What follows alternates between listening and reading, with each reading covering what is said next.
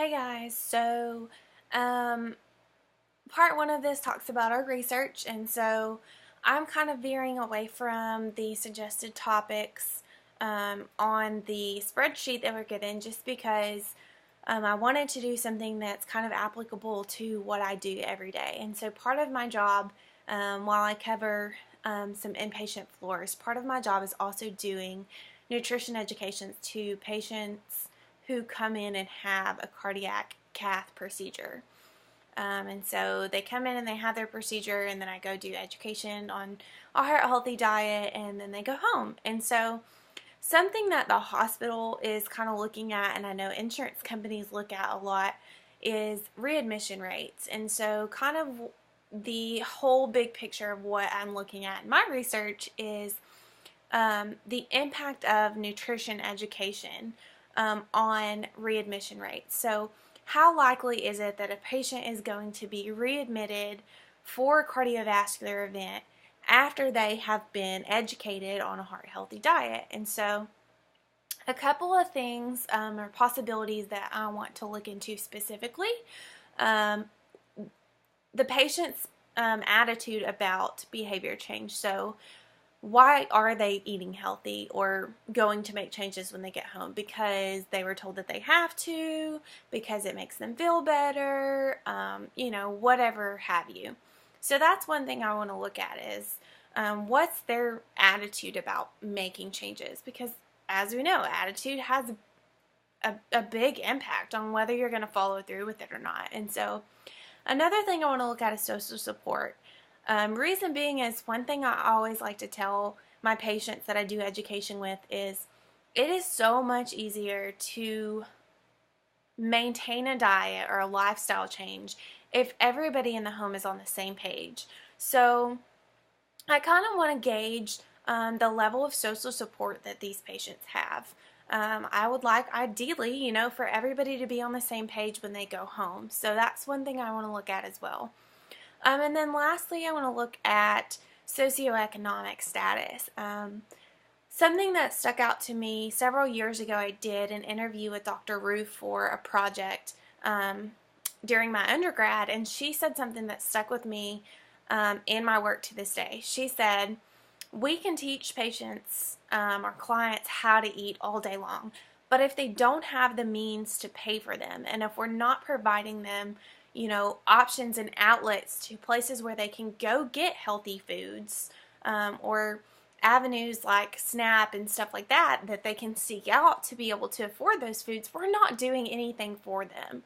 And so that's another thing I want to look at too. And so big picture is, can nutrition education make an impact? Can it decrease the likelihood that a patient may be readmitted with a cardiovascular event in the future? And so insurance companies, hospitals, they look at stuff like that. They look at readmission rates because they want to know, are we being effective at what we're doing?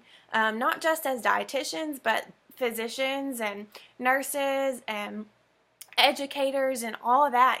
They want to know, are we being efficient in encouraging compliance with medications and treating the underlying conditions and stuff like that. And so that's kind of big picture of my research, and I'm really interested to see kind of what you guys are thinking on that as well, or any suggestions you guys have for possibilities to explore. So part two of the discussion, after reading the articles, what do I think about the research and what does it make me think about? It makes me nervous.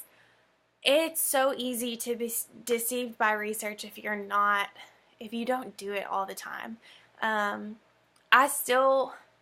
Obviously, I was deceived by the research.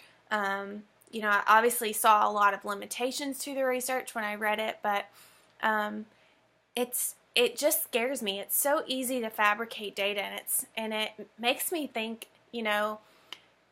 I'm not one of those people that would go after seeking out different research projects and fabricating data to make a name for myself, but there are people that do that. And so it just made me nervous thinking about, like, what if some of the data that I find to, make a part of my research is not genuine, and I'm deceived by that. There's tons and tons of people. When I was reading the 3 articles talking about all of the doctoral students or graduate students, or even people who just read the final articles, all of those people were deceived, and it just took one person to say, hey, this doesn't look right. And then you think about all the people that have seen that research and put their time and effort and money and their name on spreading this knowledge that's fictitious. And so it makes me nervous. It definitely makes me think to myself, it's really, really important to put my bias aside in my research, because would I like to have, ideal results of my research? Absolutely. Would I like to prove the hypothesis that I come up with? Absolutely. But am I going to do that at the expense of leading someone else astray and ruining my name and all of that? Absolutely not. I want to have genuine research results to show, because even if I do fail at proving my hypothesis, I've designed a research study and done a research study that somebody else can improve upon in the future. And if I put out fictitious results, then nobody's even going to want to touch it at all to move on and build upon it. So even if I fail, it's a place for someone else to start or to pick up on and kind of add to. And so does it change my perspective of my own work? Not really. I have the same goal and I have the same, heart and mindset. And so am I going to change anything that I do? Absolutely not. But it definitely makes me nervous and more aware that I need to honestly do some more digging. When I find a research article that I like or whatever, to do more digging and to really dig in and see, is this article or this person someone that I can trust, that I can relay information to someone else? Would I, or could I, in good conscience, relay this information that I've read? And so it's just made me more aware, I guess I would say. So.